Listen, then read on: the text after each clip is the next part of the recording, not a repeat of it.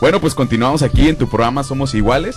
Te recordamos que el tema del día de hoy es hablar propiamente de la salud sexual de las personas con discapacidad, en especial de las personas con síndrome de Down y discapacidad intelectual. El día de hoy tenemos de invitada a la doctora Teresa Aguilasocho Montoya, en el cual pues, nos está hablando más en específico sobre este tema tan controversial, ¿no? Ahorita, antes de ir a corte, nos daba como una pequeña introducción de que existen 3 actores, la obra, que es la discapacidad como tal, la familia es uno de los actores, la religión, así es, y la educación. La educación, ¿no? Y bueno, ahorita en corte estábamos diciendo, bueno, doctora, ¿qué le podemos preguntar, no? Y decía, pues, de cualquier pregunta, ¿no? Y yo decía, bueno, a mí me gustaría preguntarle cosas más vivenciales, que en lo personal he tenido la oportunidad de convivir con personas con discapacidad y me he dado cuenta que, pues, pocos como le entramos, ¿no? Y como que ignoramos esa parte afectiva de la persona con discapacidad. Le mencionaba un ejemplo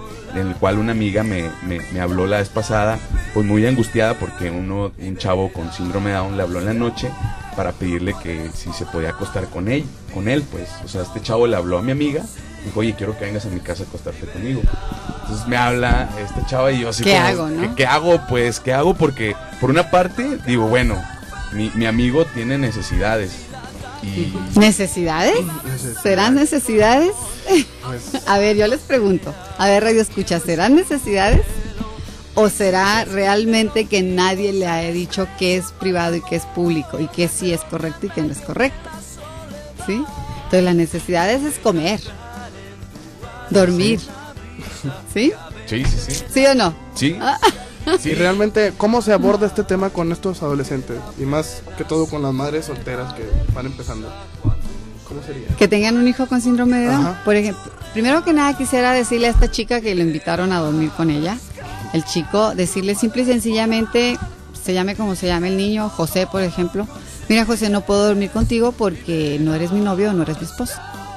Así es que, por favor, no me vuelvas a llamar a esta hora. Ya, punto, ya, bye. ¿Sí? Si quieren adentrar más el tema, pues hablaría directamente con los papás y ver cuál es el comportamiento inadecuado y qué tenemos que hacer cuando hay un comportamiento inadecuado, sacar lo más positivo del comportamiento inadecuado, porque si nos quedamos con el comportamiento inadecuado nadie hablamos y nadie comprendemos y nadie aprendemos, ¿sí? ¿Qué puede hacer una madre soltera que tiene un hijo con síndrome de Down? Me estás haciendo esa pregunta. Sí. Mira, al momento de educarnos, siempre nos educamos hacia el conocernos desde una figura paterna y de una figura materna, ¿sí?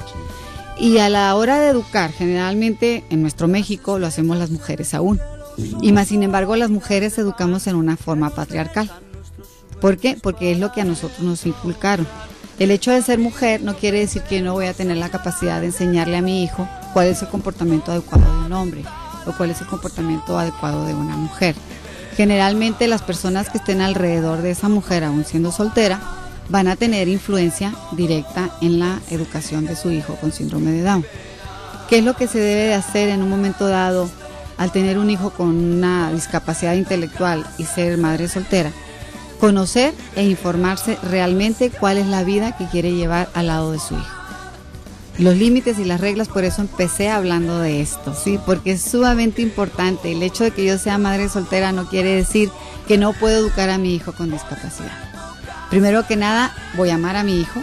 Para poder educar a un hijo, lo primero que tienes que hacer es amarlo, ¿sí? Y si quieres hacerlo correcto, lo primero que tienes que hacer es aprender a hacerlo. ¿Y cómo vas a aprender? El sentido común es muy importante. El sentido común es nuestro aliado al momento de educar. ¿Cómo vamos a educar a nuestro hijo con discapacidad si soy madre soltera? Como cualquier otro hijo en relación, desde que nace, darle los biberones a tiempo, bañarlo, cambiarlo, acunarlo, cantarle, acariciarlo, decirle que lo amas, decirle que es tu hijo, que estás orgullosa de él, aunque esté pequeño. ¿Cómo aprendemos? A través de los 5 sentidos. ¿Cómo escuchamos? A través del oído, el tacto, el olfato, el gusto, el roce de la piel, el roce de poder tener contacto con nuestro hijo crea un vínculo. Y ese vínculo es súper importante que sea desde las primeras horas de nacido. Entonces, una vez que se hace ese vínculo, la madre está lista para poder enseñarle a su hijo. ¿Cómo le va a ir enseñando desde el principio? Por ejemplo, la actitud corporal que tenga el niño, el conocimiento de su cuerpo. ¿Cómo le puedo enseñar a mi hijo con discapacidad, aunque sea madre soltera o no, que no se toque los genitales y ni siquiera le enseñé cuáles son los genitales? Y no le dije el nombre correcto a los genitales. Le enseñé todas las partes del cuerpo y del ombligo me brinqué hasta la rodilla. Y no le dije jamás que existe el pene o que existe la vulva o que existe la vagina, ¿verdad? Sí. Pero sí le enseñé que existen las manos, los ojos, la boca, la cabeza, todo, menos eso. ¿Qué son? Son mitos, son miedos. Me da miedo, es un tabú, me da miedo hablar de ese tema. ¿Por qué? Porque no estoy acostumbrada.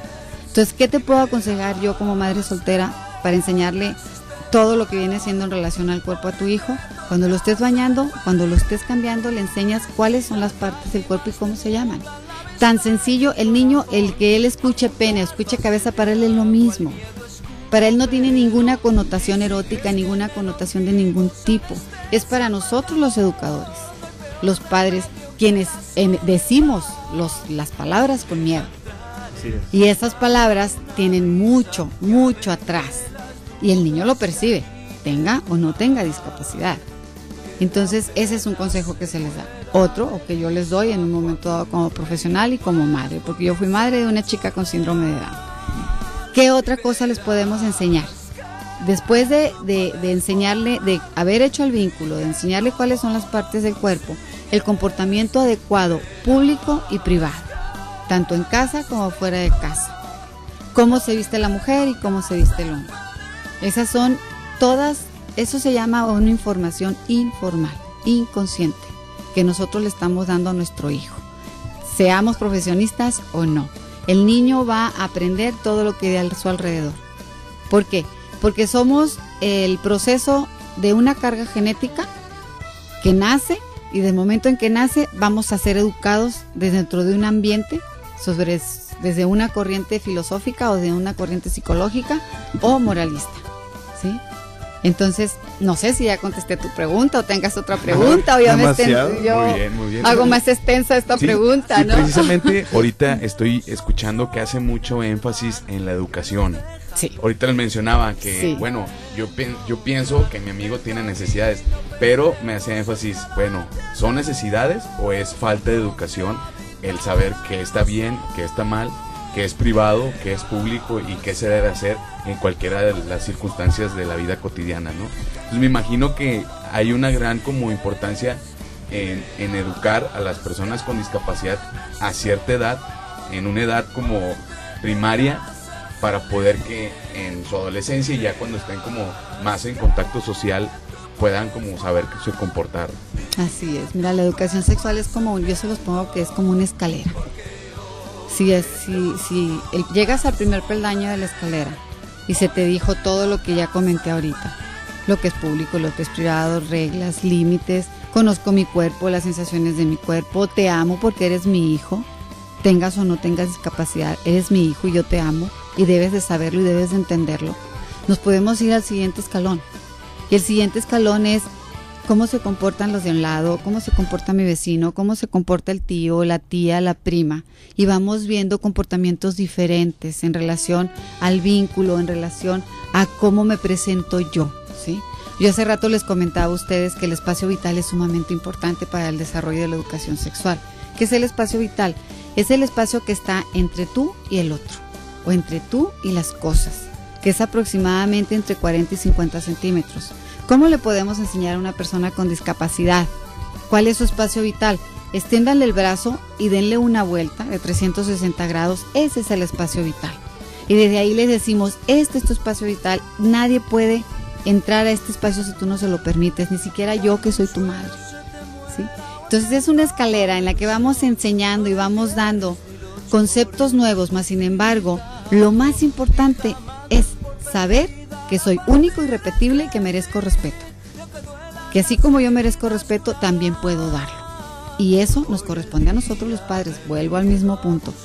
¿Tú qué piensas, por ejemplo, Radio Escucha? ¿Las personas con discapacidad intelectual deben de tener relaciones sexuales, sí o no? Vámonos. Te pregunto.